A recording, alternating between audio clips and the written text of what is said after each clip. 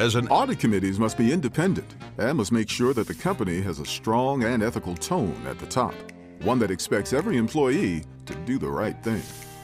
Under my direction as CFO, the company keeps the books and prepares the financial reports that go to the investors and the SEC. There are annual reports, quarterly reports, and reports on special or significant events at the company. Phew! Audit committees oversee the company's financial reporting process, including whether the company has effective controls to deter and detect fraud. They must understand the company and agree with its choice of accounting policies. Throughout an audit, we receive a lot of information, so we focus on the riskier areas of the financial statements.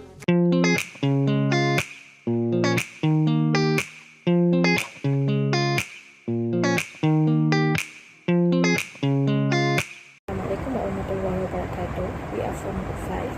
My name is Binti Azmi and my group members Siti Zuhaira, Nur Fazana, Nur Zulaika and Nur Shaida will present about the case study on the ESP Audit Committee Charter. Firstly, I will present about the first issue that related with the composition, which is the ESP Audit Committee Charter requires members to be financially literate and designate one as a financial expert. But in this situation, they fail to define the clear qualifications, certifications, or experience standards. And then, because of this situation, it will lead to risk appointing for the underqualified members, potentially weakening the committee's oversight effectiveness. And then, for the next is evidence from the issue, which is firstly ambiguous financially literacy requirement, which is the charter states the majority of the members must be financially literate, but does not specify what constitutes financial literacy. This is from the charter, page 2. For the second one is undefined financial expert criteria, which is the charter specifies one member will be designated as a financial expert, but provide no clarity on the required credential, such as certified public accountant (CPA). Second one is chartered financial analyst (CFA) or prior experience in the financial auditing.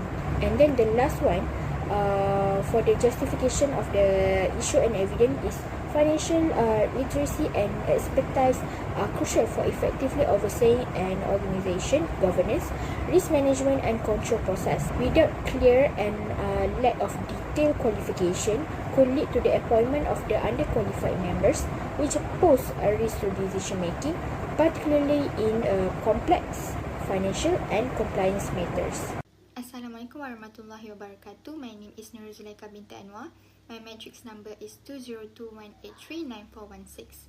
So, I'm going to continue this presentation with the recommendations for the Audit Committee Charter. For the first issue, which is insufficient detailed qualification, the first recommendation is to specify qualifications for the Audit Committee members. The Charter should define clear qualifications for Audit Committee members to ensure they possess the expertise needed to fulfill their duties effectively. This includes requiring professional certifications such as CPA, Certified Public Accountant, CIA, Certified Internal Auditor, or CFA, Chartered Financial Analyst, and specifying relevant experience such as 5 to 10 years in financial reporting, auditing, or risk management. Second recommendation is to require specialized skills. Audit Committee Charter needs to include a mix of expertise among committee members such as financial analysts, internal controls, and industry-specific knowledge. This ensures the committee can provide well-rounded oversight. For example, a member with a CPA certification and 10 years of auditing experience could ensure the committee has the skills to analyze complex financial statements, while a member with IT risk management expertise could focus on cybersecurity risk.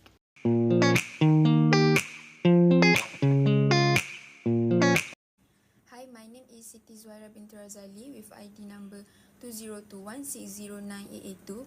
I am the second presenter for this presentation. So I will continue our presentation with the second issue, which is ambiguity in the authority scope. So what does ambiguity means? Ambiguity means a lack of clarity and certainty where something can have more than One, interpretation or meaning. So, ambiguity in the authority scope means a lack of clarity and certainty about the limits, roles, and responsibility of someone's authority within a specific context. So, this ambiguity will lead to unclear responsibility, overlapping roles, and also decision-making uncertainty, where it could lead a conflict within an organizational itself. So let's see the evidence and justification I have provided for the second issue, which is the ambiguity in the authority scope. So the evidence has been extracted from the case study, which is in page 2, in paragraph 2, which is stated that in the authority section, which is the audit committee is granted the authority to investigate any activity of ESP, and all the employees are directed to cooperate as requested by the members of the committee. The committee, with the approval of the board, is empowered to retain outside counsels or person having special competence as necessary to assist the committee in fulfilling its responsibility. So I have highlighted that the audit committee is granted the authority to investigate any activity of ESP indicates that the ambiguity in the authority scope. It means that there is no specific guideline or specific board or specific a restriction of the roles of the audit committee in which part they can investigate. It means that any activity of SP leads to the a conflict in the organizational boundaries, privacy, or also the legal constraint. So the phrase any activity also shows that it is in a broad and unrestricted in which it could lead to employee question about its limit. So this also indicates that the audit committee can investigate all actions, processes, or operation within the organization without specifying the boundaries or any context. That is the evidence and also justification for the second issue, which is ambiguity in the authority scope. Assalamualaikum warahmatullahi wabarakatuh. My name is Nur Shaida and I will continue with the recommendation for issue 2.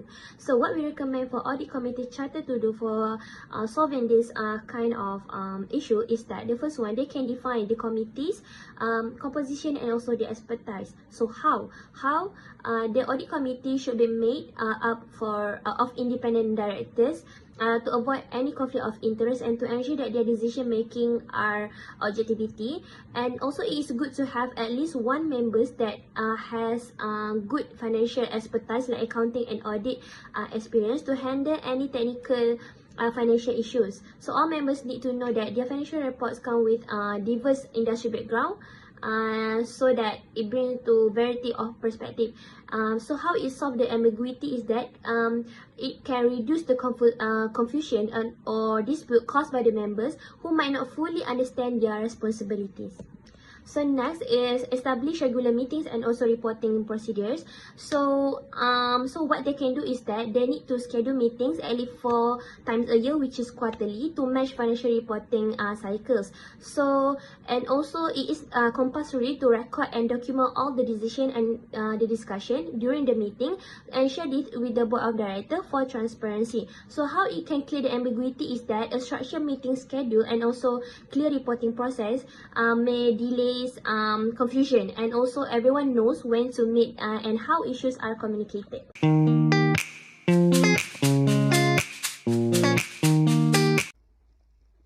So next I'm going to present the third issue and also the last issue, which is overlap responsibilities. But before that, let me introduce myself. My name is Nur Fazana binti Azhamshah and my metric number is 2021899306. So overlap responsibilities, the audit committee, CRO, which is Chief Risk Officer, and also Chief Audit Executive, CAE, have overlapping responsibilities in risk management and audit oversight, and might leading to duplication of efforts, miscommunication, and unclear accountability. without well-defined rules, there are gaps in governance and making it difficult to ensure the effective of risk management and audit processes. Next, we continue with the evidence and justification of the issue. We start with the evidence of the issue. So, evidence of overlap responsibility. First one is in aspect of risk management oversight. Picture in the slide is extract from the case study, which is in page 3, and it's under the specific duties of the audit committee. So, this part shows that the audit committee oversees the risk management process, but work with both, which is the CRO who manage the process and the CAE who evaluate it. So both the CRO and CAE report on the same risk management process and might creating redundant reviews for the audit committee. So the second one is supporting evidence, which is in the aspect of governance standard, from the aspect of IIA standards, whereby the importance of coordination between the internal audit, management and oversight bodies to minimize duplication and ensure the effective coverage. And the overlap in audit committees' roles contradicts this standard. We move on to the justification of the issue. So the first is redundancy and inefficiencies. So in the aspect of duplication of efforts, the audit committee reviews similar report from the CRO and the CAE on the same process, and they might be wasting time and resources. And from the aspect of strategic oversight impact, the time spent reconciling overlapping roles diverts the audit committee from focusing on more strategic risks and governance priorities. So the second point is miscommunication and gaps, whereby ambiguity in roles. This means that when roles are unclear, each party may assume others are addressing critical issues, and thereby leaving the gaps that could lead to unsolved problems. Next is the coordination challenges. A lack of clear framework for collaboration makes it harder to integrate the insight from the CRO with the audit finding from the CAE, and it might leading to incomplete oversight. The last justification is accountability issues, whereby unclear ownership. This means that with shared responsibility, it's difficult to determine who is accountable when things go wrong, and it might be occur diluted focus, whereby multiple parties handling the same issues that can weaken the accountability and make it harder to enforce the corrective action or track progress effectively. For the last issue, which is overlap responsibilities, the first recommendation is to describe responsibilities using a role mapping. A role mapping exercise should be conducted to clearly define the responsibilities of the audit committee, risk committee, internal audit and external auditors. For example, the audit committee should focus on financial reporting, internal control effectiveness, and external auditor oversight, while the risk committee should handle enterprise-wide risk, including strategic, operational, and compliance risk. So lastly, I will recommend for the last issue is that the audit committee can streamline committee functions.